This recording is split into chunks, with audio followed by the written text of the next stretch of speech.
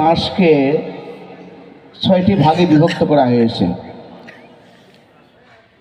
৬ মাস হচ্ছে দক্ষিণায়ন, ৬ মাস হচ্ছে উত্তরায়ণ। এই মকর সংক্রান্তি থেকে উত্তরায়ণের শুরু হয়, অর্থাৎ আমাদের ১ বছর আর দেবতাদের হচ্ছে ১ দিন। আমাদের ১ বছরে দেবতাদের হচ্ছে ১ দিন বা ১ রাত, ২৪ ঘন্টা।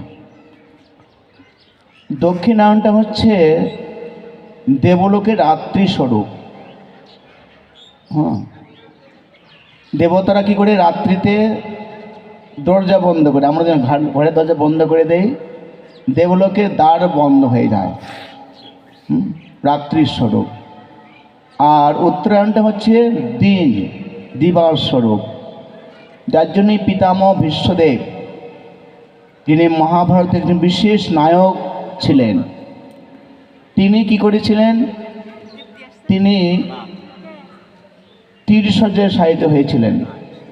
তিনি উত্তরায়ণের জন্য প্রত্যাশা করেছিলেন, আমি দক্ষিণায়নের দেহত্যাগ করবো না, কেন এখানে স্বর্গে আমি যেতে পারবো না, দরজা বন্ধ থাকবে, এখানে থাকা ভালো। আজকের দিনে ভীষ্মদেব এই মকর সংক্রান্তিতে তিনি দেহত্যাগ করেন এবং তিনি দেবলোকে প্রত্যাবর্তন করেন। যেহেতু পিতামহ ভীষ্মদেব ছিলেন অষ্টবসুর একজন, তাই তিনি স্বর্গে গিয়েছিলেন। আজকের দিনে দিলীপের বংশধরেরা ক্রমাগতভাবে তপস্যা করে মাতা গঙ্গা দেবীকে মর্তে নিয়ে এসেছিলেন,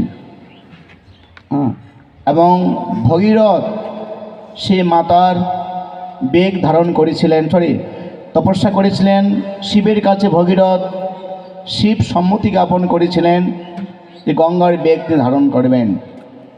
আজকের দিনে যে গঙ্গার সাগর মেলা, মাতা গঙ্গা দেবী এখানে এসেছিলেন এবং শ্রীচৈতন্য মহাপ্রভু আজকের দিনেই তিনি সন্ন্যাস আশ্রম গ্রহণ করেন।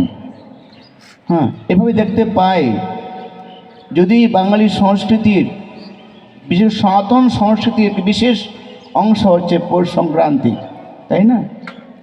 আজকের দিনে ভগবানকে নানাবিধ পিঠা পুলি দান করতে হয়, তিল পিঠা।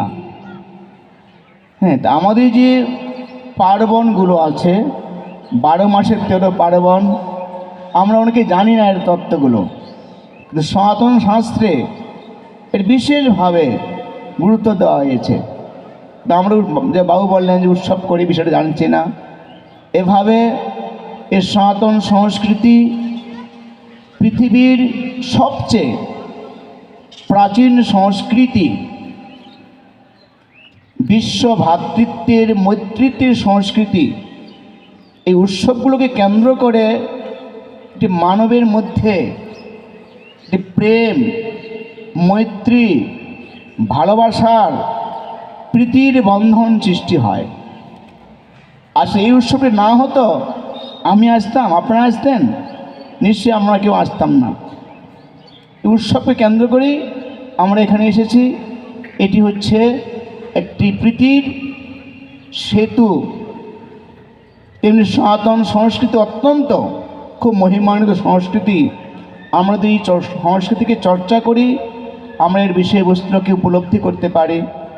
তাই আমি আশা করব যে আপনারা এই সংক্রান্তিটা বাড়িতেও পালন করবেন।